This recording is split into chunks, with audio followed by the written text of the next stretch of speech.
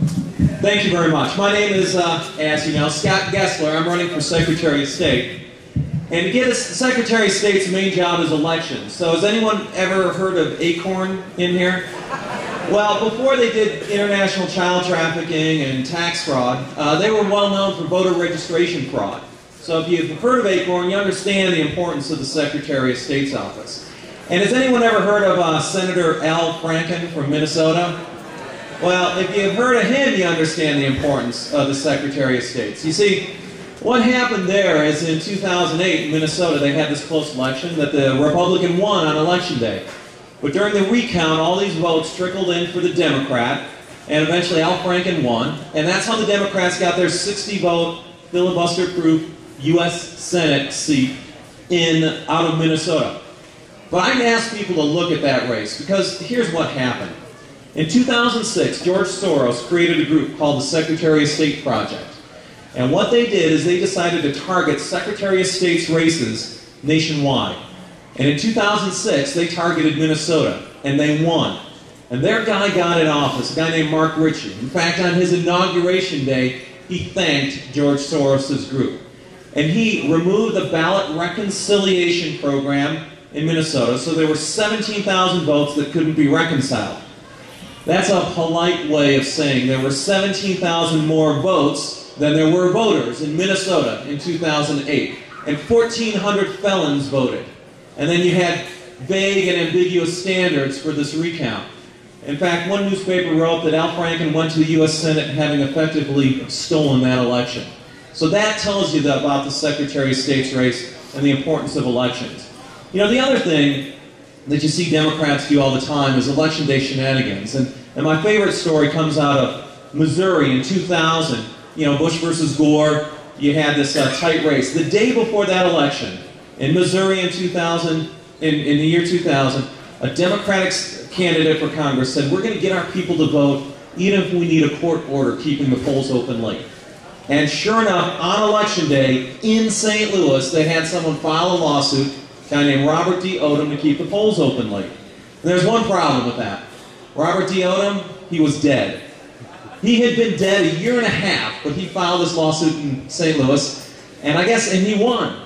And after that election, they did an audit, and they realized that there were illegal voters in St. Louis, people who had moved away and people who had moved on to the other side. They had dead voters in St. Louis. And if anyone remembers this, this is absolutely true. In 2000, there's a guy named Mel Carnahan on the U.S. Senate ballot, and tragically he had died in a plane crash 3 weeks before the election. But when you put it all together, what the Democrats did in Missouri is they created the zombie election, where a dead guy filed a lawsuit so dead people could vote for a dead candidate. And I'm here to tell you, the dead guy won. Now, people say, well, can this happen in Colorado? And the answer is yes. In 2004, the Democrats, Common Cause, they filed a lawsuit to get rid of all of our voter identification requirements in the entire state. And we had a Republican Secretary of State who stood firm to make sure that we had at least some ID requirements here in Colorado.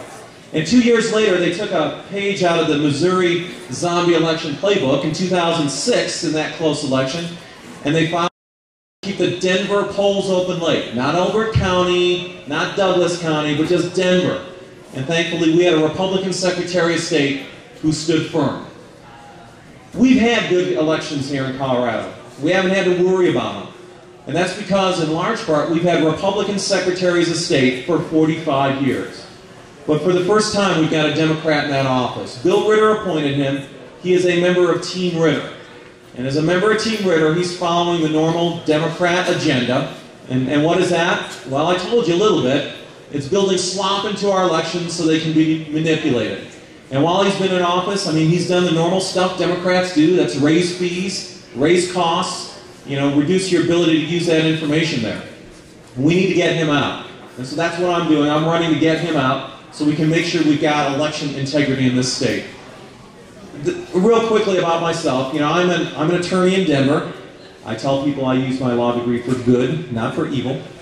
And but my specialty is election law. So these cases that I've told you about, these lawsuits in Colorado, those were mine. I defended the Republican side. I defended the conservative side. So I've been involved in the ballot issues and the redistricting and the reapportionment and the close elections. I don't just talk about this stuff. I've devoted a lot of my adult life to it. Prior to that, I started my career as a federal prosecutor. I spent 16 years in the Army Reserve, where I went overseas once, and I've managed a construction company too. So I'm here to fight for clean elections. I've been able to represent people from city council to U.S. president, and I tell people in 2004 I represented 2 U.S. presidential candidates. I got Ralph Nader on the ballot in 2004, and I also got Walt Brown, Socialist Party USA candidate on the ballot for U.S. president. And I jokingly tell people I did that because I believe every Colorado socialist should have at least 2 choices for U.S. president. Although with Obama, I guess I should say 3 choices for the socialists. But look, I joke about that. Here's the thing. I was actually proud to represent those guys. And the reason why is this. My politics are the opposite of theirs.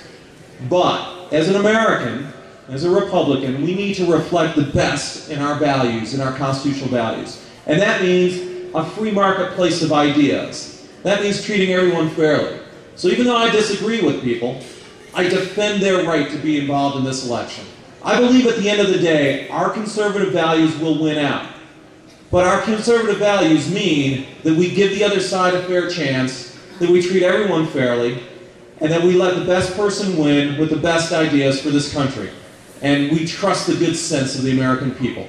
That's why I'm running here for office. I hope I'll have your support. Again, my name is Scott Gessler. This is a great way to start a Saturday morning. Thank you very much, and God bless.